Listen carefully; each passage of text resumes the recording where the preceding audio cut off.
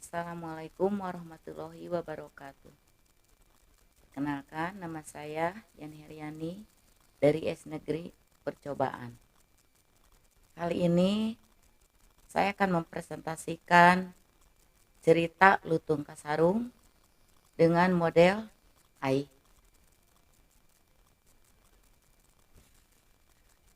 Alasan saya mempresentasikan cerita ini adalah cerita ini menarik, menggambarkan kehidupan masa lalu, mengandung ajaran hidup untuk jujur, sabar, tidak boleh sombong, dan yakin kepada Maha Pencipta yang Maha Adil.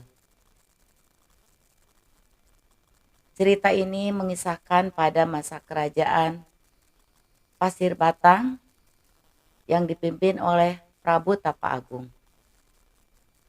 Prabu Tapaagung ini memiliki 7 putri, namun di sini yang akan diceritakan adalah putri yang cikal atau tertua yang bernama Purbararang dan putri bungsu yang bernama Purbasari. Purbasari adalah putri yang baik hati, sedangkan putri Purbararang adalah putri sombong dan pemalas. Menjelang akhir hayatnya, sang ayah Prabu Tapaagung menunjuk putri Purbasari, putri bungsunya, untuk melanjutkan tahta kerajaan. Mengetahui hal tersebut, Purbararang murka dan tidak menyetujui jika sang adik menjadi ratu. Purbararang lalu menemui seorang penyihir untuk mengutuk adiknya dengan penyakit kulit. Dalam sekejap, kulit Purbasari dipenuhi totol-totol hitam yang menjijikan. Selanjutnya, karena penyakitnya, Purbasari pun harus keluar dari istana dan diasingkan ke hutan. Saat di hutan, Purbasari bertemu dengan seekor lutung yang sebenarnya jelmaan dari Pangeran Guruminda, dari kahyangan yang sedang diasingkan ke bumi. Karena lutung ini bukan lutung sungguhan, jadi lutung ini disebut Lutung Kasarung. Purbasari dan Lutung Kasarung menjadi sahabat di tengah hutan.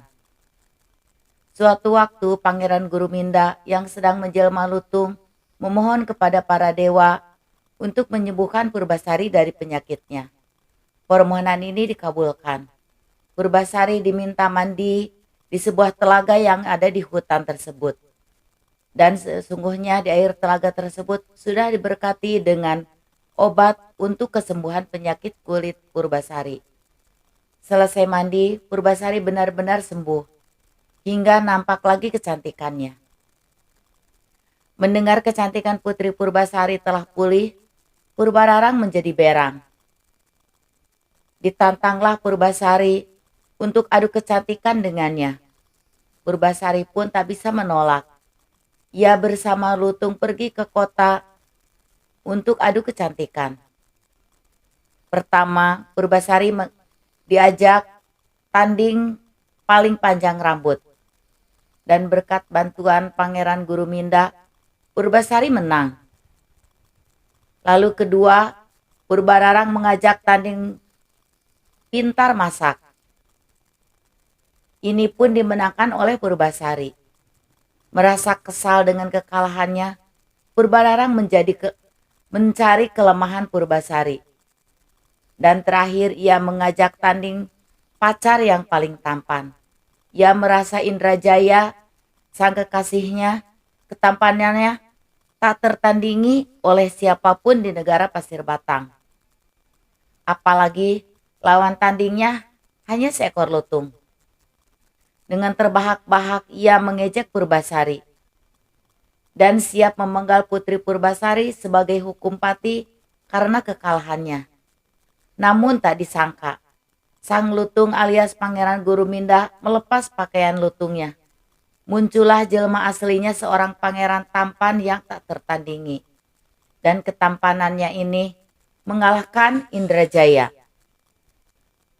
Melihat kejadian ini Purbararang menjadi lunglai karena ia tahu akan menerima hukum penggal sesuai perjanjian yang diinginkannya, yang pada awalnya ia yakin Purbasari akan kalah dan harus dipenggal.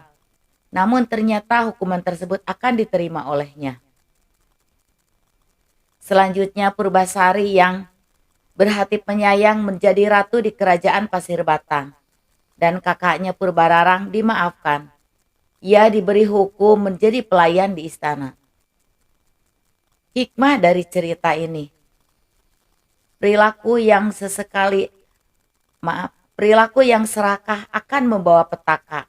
Sebaliknya, sabar dan tawakal akan membuahkan hal-hal yang baik.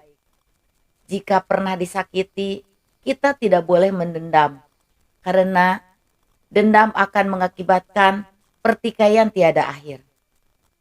Demikian presentasi Ai tentang cerita Lutung Kasarung. Sekian dari saya. Billahi taufiq wal hidayah. Wassalamualaikum warahmatullahi wabarakatuh.